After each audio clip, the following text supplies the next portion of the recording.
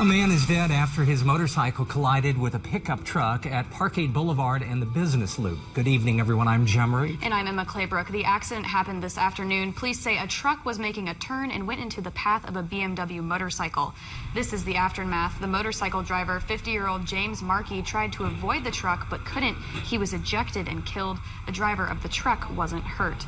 A second crash happened on Highway 63 near Discovery Parkway, killing a mother and injuring her 15-year-old daughter. This is a look of our Skycam where the fatal accident was backing up traffic on South 63. The teenager was driving when the car moved off the right side of the road, hit an embankment, and flipped into the air. The car landed on its roof at the bottom of a creek. The mother, Jessica Sage, was pronounced dead at the scene. Her daughter was taken to the hospital with moderate injuries. Coming up on KOMU 8 News at 10, it was once called the widest street in Missouri. This was long before cars and trains. Of course, we're talking about the Missouri River. Tonight at 10, we'll have a live report on the first public hearing about building a river port in Jefferson City. And here's what's happening right now. The fire that's been roaring through Northern California is slowing down some. Fire crews say they are more optimistic than they've been in days, actually gaining some ground. But the fire is still devastating. A sixth victim was found today. Reading police have reports of 11 other people missing. President Trump says he will support a government shutdown. Trump made the statement while at a joint press conference with Italy's prime minister. Trump says he's okay with a shutdown if Congress doesn't pass legislation on immigration and border security. Trump made the same threat on Twitter over the weekend. While the president has not specifically detailed what must be included in the legislation, the border wall he promised in his campaign is still high on his list. If Congress fails to pass a funding bill, the government will run out of money September 30th.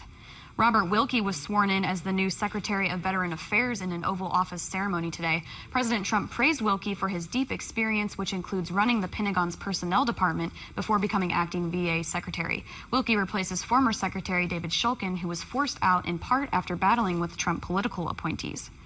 Prosecutors say President Trump's former campaign manager, Paul Manafort, earned $60 million from his work as a political consultant in Ukraine. Today, prosecutors challenged a motion filed by Manafort's attorneys to exclude dozens of exhibits that might be evidence. Manafort is accused of bank fraud and lying on tax forms. Jury selection begins tomorrow. A fast-moving wildfire in northern Oregon has prompted evacuation orders. The fire, called Long Hollow Fire, started Thursday and has burned at least 16,000 acres. Authorities say several buildings have burned to the ground, but there are no reports of injuries. 4 air tankers, 2 helicopters, and 5 fire trucks have been brought in to battle the blaze.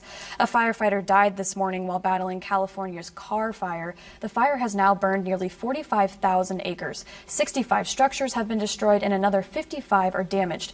Officials say the Carr Fire is growing quickly. More than 1,700 people are battling the blaze. At least 3 other firefighters have been injured.